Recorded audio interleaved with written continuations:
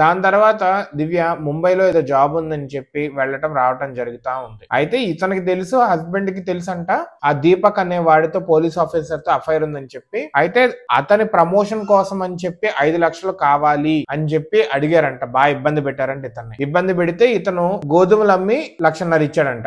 Gold bracelet ఇతనికి ఉంది, అది తాకట్టు పెట్టో అమ్మో 2 లక్షలు ఇచ్చాడు. మొత్తం 3.5 లక్షలు ఇచ్చాడు. అయితే అతనికి ఇంకొక 1,50,000 కావాలి, మొత్తం 5 లక్షలు కదా, ఇంకో 1,50,000 కావాలని చెప్పి వేధింపులు మొదలు పెట్టారంట. అదే విధంగా తరతరాల నుంచి వస్తున్న ఆస్తి ఏదైతే ఉందో దాన్ని అమ్మేసి వాళ్ళకి ఇస్తే ఈ దీపక్ దివ్య వీళ్ళిద్దరు లవర్స్ ఇద్దరు కలిపి ముంబైలో ఒక అపార్ట్మెంట్ కొనుక్కుంటారు అంట. దానికోసం అని చెప్పి మీ నాన్నని చంపేసి నువ్వు అది అమ్మేసే అని ఫుల్ గా టార్చర్ పెడుతున్నారంట.